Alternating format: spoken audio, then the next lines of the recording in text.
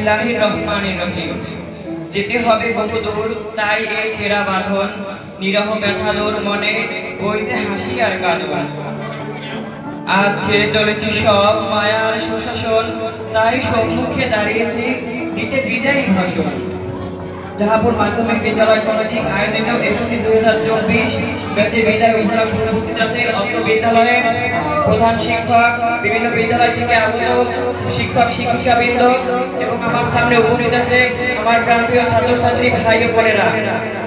সকলকে আমার পক্ষ থেকে সালাম, আসসালামু আলাইকুম। আজ আমি এখানে উপস্থিত হয়েছি বিদায় সম্পর্কে কিছু কথা বলার জন্য। বিদায় শব্দটা আসলেই খুবই বেদনাময় এবং কষ্টের। বিদায় শব্দটা শোনার সাথে সাথে আমাদের শরীরের মধ্যে শিহরে ওঠে। বিদায় শব্দটা শোনার সঙ্গে সঙ্গে আমাদের শরীরের মধ্যে দাঁড়িয়ে ওঠে। বিদায় কতই না কষ্টের। আসলে বিদায় জিনিসটা খুবই কষ্টের হয়। আসলে আমি যখন এই বিদ্যালয়ে এসেছিলাম তখন আমার কাছে সবকিছু মনে হয়েছিল যেন কত নতুন, কত অচেনা, কত অজানা।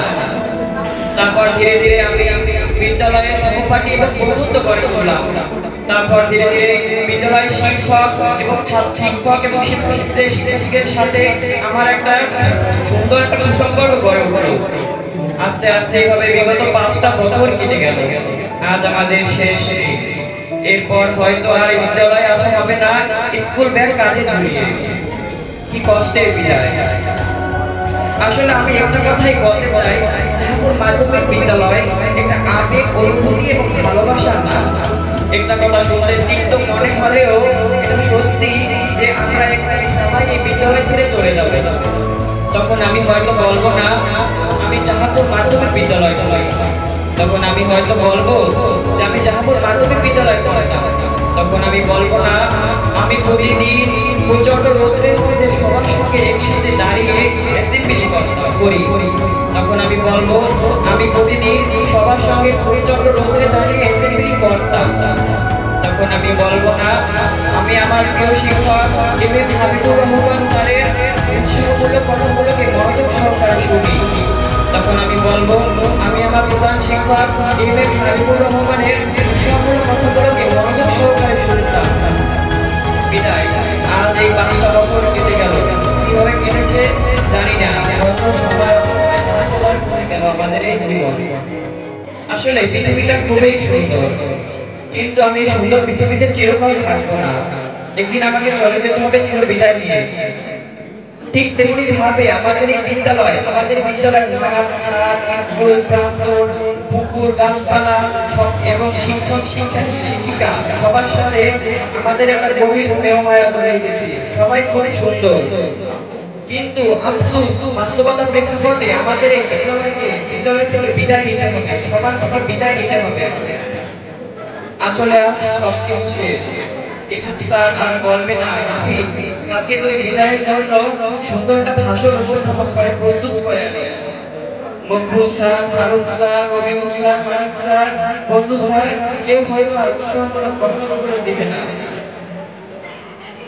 তেমনি ভাবে অঞ্জনা ম্যাম আর বলবে না রাফিক কালকে বিদ্যালয়ে আসিস না কেন। আসলে এই কথাগুলো আমি খুবই মিস করবো, খুবই কষ্ট লাগবে সেদিন। আসলে আমরা হয়তো অনেক শিক্ষকের সাথে খুবই খারাপ ব্যবহার করেছি, আচরণ করেছি। ফলে তারা যেরকম চেয়েছে আমরা ঠিক সেরকম আচরণ তাদের সাথে করতে পারি না। কিন্তু একটা জিনিস লক্ষ্য করো, আমরা যদি এই বিদ্যালয়ে পড়ালেখা না করে অন্য বিদ্যালয়ে পড়ালেখা করতাম তাহলে কি হতো? তাহলে হয়তো অন্য বিদ্যালয়ের শিক্ষকদেরকে আমাদের তখনই চিঠি দিয়ে দিত, কিন্তু আমাদের শিক্ষকেরা সেটা করেনি। তারা আমাদেরকে খুবই সহানুভূতি এবং গর্বতার সঙ্গে এখানে সন্তানের মনে করে পড়াশোনা করিয়েছে, পাঠদান করিয়েছে। সত্যি ব্যাপারটা খুবই সহজে হয়ে থাকবে। ইনশাআল্লাহ এই শিক্ষকদের যেন আল্লাহ তাআলা জান্নাতের উচ্চ মাকাম দান করেন। ইনশাআল্লাহ আমি কথা দিচ্ছি আপনাদের এই মহান আলোচনাকে গভীর ধারণ করে একদিন আমরা আলোচনা জীবনের প্রতিটি মুহূর্তে চ্যালেঞ্জের মোকাবিলা করব এবং ভবিষ্যতে এগিয়ে নিয়ে যাব স্বপ্নের সোনার বাংলাদেশ। আর দোয়া করবেন স্যার আমাদের মাঝে মাঝে যে শিক্ষাটাকে সাথে নিয়ে কোনটা সত্য এবং কোনটা মিথ্যা সেটা আখ্যায়িত করতে পারি। আর হ্যাঁ, দোয়া করবেন আপনারা আজকে আপনাদের কাছ থেকে যে শিক্ষাটা পেয়েছে সেই শিক্ষাটা দিয়েও একজনের হাতে মিসকল তুলে না দিয়ে একজনের হাতে একটা কলম তুলে দিতে পারি। আর সেটাই হবে আমার সাহায্যের কাছ থেকে পাওয়া শ্রেষ্ঠ শিক্ষা, প্রকৃত শিক্ষা। আর আমি আমার স্কুলের জুনিয়র ভাই বোনদের পরে যেতে চাই, কতটা তোমাদের ভালোবাসা দিতে পেরেছি ঠিক জানি না, কিন্তু তোমাদের কাছ থেকে যে সম্মান পেয়েছি সেটা আজীবনের জন্য স্মরণীয় হয়ে থাকবে। আমরা তোমাদের জন্য সত্যি কৃতজ্ঞ। আর তোমাদের একটা কথা বলতে চাই, তোমরা আমাদের শিক্ষকদের কখনো অসম্মান করবে না। তারা যে জিনিসটা বলবে সেই জিনিসটা সবসময় মেনে চলবে, কারণ দেখো তোমরাও কিন্তু একদিন এই বিদ্যালয় ছেড়েই চলে যাবে।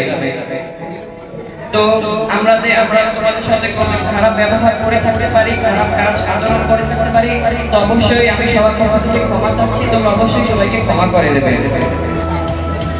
তবে সবার থেকে দামি তারাই ছাত্রছাত্রী যারা সবকিছু অর্থহীন আজকের শিক্ষকদের ছাড়া। তাই যাওয়ার আগে তাদেরকে নিয়ে কিছু কথা বলি, তাদেরকে নিয়ে কত স্বপ্ন ফুটে হয়ে যাবে। ভালো থাকবেন স্যার, সবাই আপনারা সবাই ভালো থাকবেন। আর আপনাদের শিক্ষার্থীদের নিয়ে বড় বড় স্বপ্ন দেখবেন, স্বপ্ন আঁকবেন বুকে। ইনশাআল্লাহ একদিন আপনাদের এই ভালোবাসার মধ্য দিয়ে নীল আকাশটায় রাঙা সূর্য উঠবে জেগে। ভালো আছি, ভালো থাকবে, এসএসসি 2024 থেকে মনে রাখবে। তবে যাচ্ছি না, রেখে যাচ্ছি স্মৃতি। আমার আরো কিছু কথা বলার ছিল, কিন্তু থাক, আমি অনেক সংক্ষিপ্ত হয়তো বলতে পারলাম না। তো আমার কথাগুলো সবাইকে মনোযোগ দিয়ে শোনার জন্য খুবই ধন্যবাদ। এখানে আপনি শেষ করতে হচ্ছে, যেহেতু সময় অল্প। তো ধন্যবাদ সবাইকে, আসসালামু আলাইকুম।